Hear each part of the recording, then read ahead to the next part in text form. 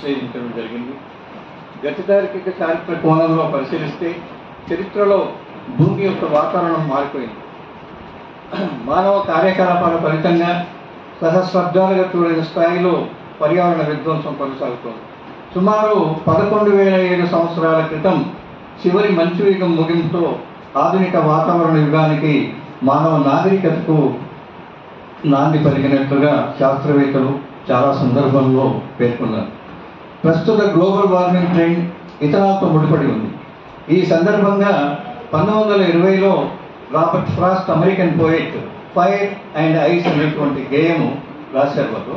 అందులో ప్రపంచం యొక్క అంతం గురించి ఆయన చర్చిస్తారు. అవి 2 వాక్యాలు నేను ఇక్కడ పేర్కొన్నాను. ఫైర్ అండ్ ఐస్ అనేది ఒక చిన్న పద్యం. ఇది ప్రపంచం అంతం గురించి చర్చిస్తుంది. 2 వాక్యాలను పేర్కొంటూ some say the world will end in fire, some say in ice. ఇప్పుడు శిలాజ రహిత ఇథనాల్ ఇంధనం ద్వారా కార్బన్ డైఆక్సైడ్ పరిమాణం CO2 పెరగడం వల్ల ఇది భయంకరంగా భూమిని వేడి చేస్తూ ఈ వేడెక్కడం నిరంతరాయంగా కొనసాగితే సముద్ర మట్టం అస్థిరమైన పెరుగుదల విపత్తును తీసుకురావచ్చని 195 దేశాల శాస్త్రవేత్తలు, పర్యావరణవేత్తలు, ఆర్థికవేత్తలు హెచ్చరిస్తున్నారు. వాతావరణంలో ఎక్కువగా ఉన్న ఓజోన్ పొర సూర్యుడి నుండి వచ్చే హానికరమైనటువంటి అతినీల లోహిత యూవి అల్ట్రావైలెట్ కిరణాల నుండి ప్రపంచ ప్రజలను కాపాడుతున్న ఈ ఓజోన్ పొరపై పొగమంచు ఏర్పడడానికి దోహదం చేస్తాయి. అయితే మార్నింగ్ మనకి బాబురావు గారు ఈ విషయం పట్ల క్లారిటీ ఇచ్చారు. బాబురావు సారు క్లుప్తంగా చదివి వినిపిస్తుంది. కొన్ని ఉంది. ఇథనాల్ ఆవిరి గాలిలో ముఖ్యంగా ఇథనాల్ రసాయన కార్బన్ సమ్మేళనం వల్ల CO2 5 రోజుల వరకు గాలిలో లీనమై ఉంది. గాలిలో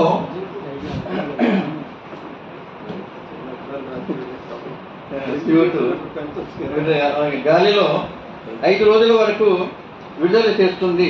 సగటున 1 మైలు డ్రైవింగ్ చేస్తే 315 గ్రాముల CO2 విడుదల అని national wild life federation US department of energy పరిశోధనలో ధృవీకరించారు. అంటే నేను చెప్తున్నాను కాదు, ధృవీకరించారు.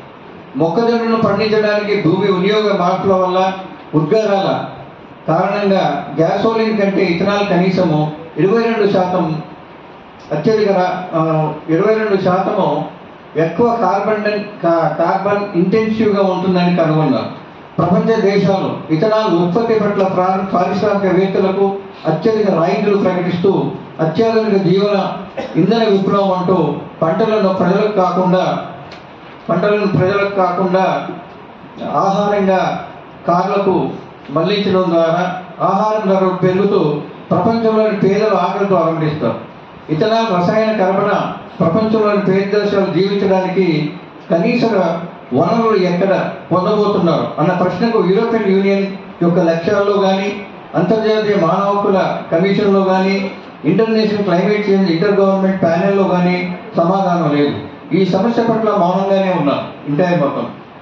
ప్రపంచ వాతావరణ ఒప్పందాల విజయాలు, వాటి వైఫల్యాన్ని పరిశీలించినట్లయితే 1990 ప్యారిస్ ఒప్పందం వంటి అంతర్జాతీయ ప్రయత్నాలు గ్రీన్ హౌస్ వాయు ఉద్గారాలు తగ్గించే లక్ష్యంలో ఉన్నాయి. అయితే ప్రమాదకరమైన గ్లోబల్ వార్మింగ్ని పరిమితం చేయడానికి ఆయా దేశాలు తగినంత కృషి చేయడం లేదని శాస్త్రవేత్తలు, ఆర్థిక నిపుణులు అంటున్నారు. 1990ల ప్రారంభం నుండి వాతావరణ మార్పులను ఎలా ఎదుర్కోవాలో దానిపై దేశాలు చర్చించుకుంటూ ఈ చర్చలో భాగంగా క్యోటో ప్రోటోకాల్, ప్యారిస్ ఒప్పందంతో అనేక ముఖ్యమైన ఒప్పందాలను రూపొందించుకొని ఎవరు అత్యంత బాధ్యత వహిస్తారు అన్నది వాళ్ళలో వాళ్ళకి ఒక క్వశ్చన్ మార్క్, అనేది వాళ్ళలో వాళ్ళకి ఒక ప్రశ్న ఉత్పన్నమైంది. ఉద్గారాల తగ్గింపు లక్ష్యాలను ఎలా ట్రాక్ చేయాలి, కష్టతరమైన దేశాలకు పరిహారం చెల్లించాలా వద్దా అనే దానిపై విభేదాలతో ఆచరణలో వాళ్ళంతా విఫలమయ్యారు. యునైటెడ్ అరబ్ ఎమిరేట్స్లోని దుబాయ్లో 2023 US క్లైమేట్ సమిట్లో చర్చించబడిన మొదటి గ్లోబల్ స్టాక్ టేక్ యొక్క ఫలితాలను ప్రపంచ సగటు ఉష్ణోగ్రత 1.5 సెంటీగ్రేడ్ పెరగకుండా నిరోధించడానికి ప్రభుత్వాలు చేయాల్సిన అవసరం ఉందని నిర్ధారించారు. 2015లో ప్యారిస్ ఒప్పందంపై చర్చలు జరిపినప్పటి నుండి ఒప్పందంలో భాగస్వాములైన 190 దేశాలు వాతావరణ పరిరక్షణలో విఫలం అవుతూనే ఉన్నాయి. అయితే యునైటెడ్ అరబ్ ఎమిరేట్స్లో నవంబర్ 20 నుండి చైనా అధ్యక్షుడు జిన్పింగ్ గైర్హాజరు కావడం, శిరోజ ఇంధనాలను దశల వారీగా తగ్గించకపోవడం, వారి ఆశయాల్లో ఎక్కువ భాగం మోసం, పేలవమైన పారదర్శకత ఆచరణీయంగా ఉండకపోవడమే ప్రధాన కారణం. వాహనాలలో ఇంధనంతో కూడిన ఇథనాల్ వాడకం ప్రపంచవ్యాప్తంగా పెరుగుతోంది. అయితే గ్యాసోలిన్ నుండి ఇథనాల్గా పెద్ద ఎత్తున మార్పిడి చేయడం వల్ల ముఖ్యంగా లాస్ ఏంజల్స్ గ్యాసోలిన్ E85 వాహన ఉద్గార నియంత్రణలో అంచనా వేసిన మెరుగుదలకు కారణమైన బేస్ కేస్ ఎమిషన్ దృష్టాంతంలో E85 ఇథనాల్ ఇంధనము 15% గ్యాసోలిన్ ఓజోన్ సంబంధిత మరణాలు, అస్తమాతో ఆసుపత్రుల్లో చేరడం దాదాపుగా పెంచుతుందని కనుగొనబడింది.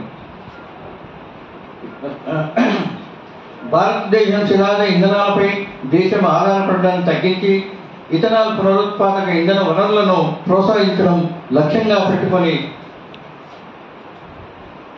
COP28 national agricultural cooperative marketing federation of India NAFED ethanol blending programme, ఈ జీవ ఇంధనాలపై జాతీయ విధానం డిఫరెన్షియల్ ఇథనాల్ ధర వడ్డీ రాయితీ పథకంతో ముందుకు వస్తోంది.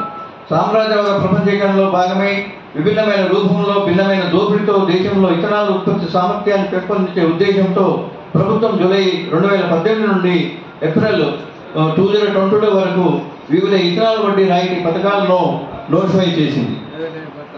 ఈ ఇథనాల్ వడ్డీ రాయితీ పథకాల కింద దేశవ్యాప్తంగా కొత్త డిస్టిలరీలను, మొలాసిస్ ఆధారిత ధాన్యం ఆధారిత డిస్టిలరీలను విస్తరించడానికి ప్రభుత్వం పారిశ్రామిక వ్యవస్థాపకులకు సౌకర్యాలు కల్పిస్తోంది. వడ్డీ రాయితీ 6% సంవత్సరానికి లేదా బ్యాంకులు ఆర్థిక సంస్థలు వసూలు చేసే వడ్డీ రేట్లో 50% తక్కువైతే బ్యాంకులు ఉపశమనం కలిగించడం, బ్యాంకులు ఆర్థిక సంస్థలు అందించే రుణాలపై 1 సంవత్సరం సహా 5 ఏళ్ల పాటు కేంద్ర ప్రభుత్వం భరిస్తుంది. పన్ను ఉపశమనం కలిగించడం ఇది చాలా ఆశాస్పదంగా ఉంది. ఈనాడు ఇథనాల్ పేరుతో ప్రపంచవ్యాప్తంగా మునుపెన్నడూ లేని విధంగా భూ కబ్జా జరుగుతోంది మొత్తం ప్రపంచవ్యాప్తంగా. అందులో భాగంగానే ఈనాడు మనకు చిత్తనూరులో జరిగినటువంటి భూ కబ్జా జరుగుతోంది. భవిష్యత్తులో ఆహార కొరత వస్తుందనే భయంతో వాటి నుండి అత్యధిక లాభం పొందాలనే తపనతో ప్రపంచంలోనే అత్యంత సంపన్నమైన, అత్యంత సముపార్జన కలిగిన దేశాలు, రాష్ట్రాలు, సంస్థలు, వ్యక్తులు ప్రపంచవ్యాప్తంగా విస్తారమైన భూములను కొనుగోలు చేసి లీజు తీసుకున్నారు. సామ్రాజ్యవాద ప్రపంచీకరణలో భాగమై విభిన్నమైన రూపంలో విభిన్న దోపిడీతో సామ్రాజ్య అధినేతలు, భారత పాలకులు కొత్త రూపంలో ముందుకు వస్తున్నారు. శాస్త్రవేత్తల, పర్యావరణవేత్తల, ఆర్థికవేత్తల సూచనలను పరిగణలోకి తీసుకోకుండా నియంత్రణతో ధోరణి అవలంబిస్తున్నారు. అందుకు మనకు చిత్తనూరు ఫ్యాక్టరీ సాక్ష్యం. భారత ప్రభుత్వం దుబాయ్లోని COP28లో 100 కంటే ఎక్కువ దేశాలు 2030 నాటికి ప్రపంచ పునరుత్పాదక ఇంధన సామర్థ్యాన్ని 3 రెట్లు పెంచుతామని ప్రతిజ్ఞ చేయడంతో భారతదేశం తన ఇథనాల్ బ్లెండింగ్ లక్ష్యానికి సంబంధించి గట్టి నడకను ఎదుర్కొంటోంది. ఇథనాల్ బ్లెండెడ్ పెట్రోల్ EBP 2013-14లో 1.6 నుండి 2022-23లో 11.8కి పెరిగింది. 2025 నాటికి 20% లక్ష్యంతో రావాలని లక్ష్యంతో ఉన్నారు. అయితే ఈ సంవత్సరం చెరకు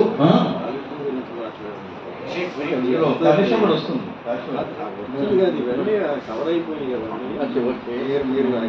మహబూబ్నగర్ జిల్లా Chittanur rural organic farms and agro industries limited భాగస్వామ్యంలో ఒకరైన BRS పార్టీ రాజ్యసభకు పంపిన ఎంపీ ఇథనాల్ కంపెనీ వద్ద 22/10/23న కాలుష్య వ్యర్థాల ట్యాంకర్ను అడ్డగించిన ప్రజలపై పాశవికంగా లాఠీచార్జి చెప్పి అనేక మంది రైతులు, మహిళలు, యువకులను తీవ్రంగా గాయపరిచి అక్రమ కేసులు బనాయించారు. తీవ్ర గాయాలతో మొన్న డిసెంబర్ 20, 2023లో చనిపోయారు. ప్రధానమంత్రి నరేంద్ర మోడీ గారు సబ్కా వికాస్ అని చెప్తూ రైతు వెన్నముక్కను విరిచేస్తున్నారు. ఆజాదీ కా అమృత్ మహోత్సవం 2023లో గుజరాత్లోని కేవాడియాలోని ఏక్తా నగర్లో మిషన్ లైఫ్ని ప్రారంభించి ప్రధానమంత్రి కార్యక్రమానికి ఐక్యరాజ్యసమితి సెక్రటరీ జనరల్ ఆంటోనియో గుటెరెస్ సమక్షంలో జరిగిన కార్యక్రమంలో ప్రధానమంత్రి నరేంద్ర మోడీ అధమ వేదాన్ని ఉటగిస్తూ మాతా భూమ్య పుత్రోహం పృథ్వీవాహ అంటే భూమి మన తల్లి, మనం ఆమె బిడ్డలమని పఠించాడు. ఆ నేల తల్లి